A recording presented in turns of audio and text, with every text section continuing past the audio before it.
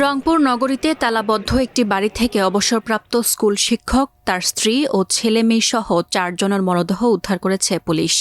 22 August শনিবার রাত 11:30টার দিকে নগরীর দাসপাড়া মাছুয়াপাড়া এলাকা থেকে 4 জনের মরদেহ উদ্ধার করা হয়।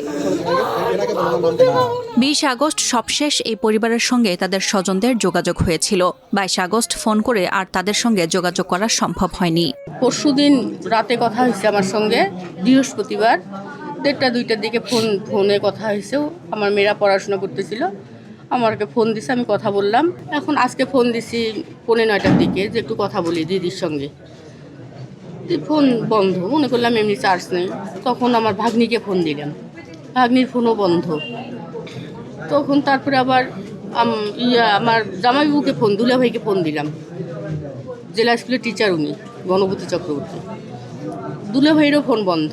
আমার ভাগনাকে ভাগনার হাতে একটা ছোট মোবাইল থাকে, ও জেলা স্কুলে পড়ে ক্লাস 5-এ, ওকে ফোন দিলাম, ওরও ফোন বন্ধ। তখন আমার মনে সন্দেহ হলো যে আচ্ছা কেন ফোনগুলো বন্ধ কেন? এমন তো কোনো দিনও হয় না ফোন বন্ধ, 4টেই ফোন বন্ধ, একটা তো খোলা থাকবে। তারপরে আমার হাজব্যান্ড আসলো অফিস থেকে, আসার পর আমি বললাম আচ্ছা এই ঘটনা, দিদিদের সঙ্গে কথা বলতাম, তো দিদিদের ফোন বন্ধ কেন, চলো তো একটু যাই বাসায়। তো বলার সাথে সাথে রেডি হয়ে চলে আসলাম। চলে এসে কলিং বেল চাপতেছি, দেখি অন্ধকার, পুরো বাড়ি অন্ধকার, কলিং বেলও আর হয় না। নিহতরা হলেন রংপুর জেলা স্কুলের অবসরপ্রাপ্ত শিক্ষক গণপতি চক্রবর্তী, তার স্ত্রী প্রীতিলতা চক্রবর্তী, মেয়ে আগামী চক্রবর্তী প্রার্থী ও ছেলে প্রিয়ম চক্রবর্তী।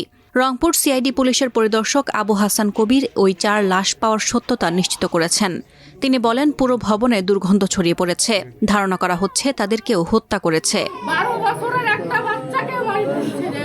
রংপুর মহানগরের কামাল কাছনা মাছুয়াপাড়া গ্রামের 3তলা ভবনের 2য় তলায় পুরো পরিবার থাকত।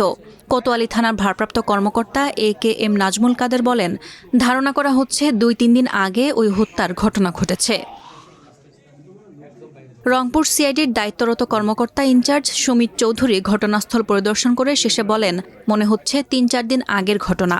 বাসার বৈদ্যুতিক সংযোগ ছিল বিচ্ছিন্ন, গলায় রশি কিংবা গামছা পেঁচিয়ে হত্যা করা হয়েছে বলে মনে হচ্ছে। ছাদের উপরে একজন পুরুষ মানুষের ডেড বডি পেয়েছি, মানে ডিকম্পোজ হয়ে গেছে, 3-4 দিন আগের লাশ হবে সম্ভবত। এটা পরীক্ষা নিরীক্ষা করে বলা যাবে কতদিন আগের, তবে আপাত দৃষ্টিতে মনে হচ্ছে ডিকম্পোজিশন দেখে মনে হয় 3-4 দিন আগের। সেখানে যাবার আগে চিলেকোঠায় সেখানে মা এবং মেয়ের দেহ পড়ে আছে, সেটাও ডিকম্পোজ। এবং একটা শোবার ঘরে দেখলাম ওনার ছেলের লাশটা একদম দেওয়াল এবং খাটের সঙ্গে লাগানো অবস্থায় একদম ভিতরে ছেলে দেওয়া। কয়জন? মোট 4 জন। আপাত দৃষ্টিতে একজন কি মনে হলো, হত্যা করা হয়েছে? আপাত দৃষ্টিতে আমি যেটা পেলাম এখানে, তাদের বৈদ্যুতিক সংযোগটা বিচ্ছিন্ন এবং পারিপার্শ্বিকতা, ভিতরের যে অবস্থা, তাতে আমার মনে হয়েছে, প্রাথমিকভাবে আমি মনে করছি এটা ডাকাতির ঘটনা। এই ঘটনার সুষ্ঠু তদন্ত ও বিচার দাবি করছেন এলাকাবাসী।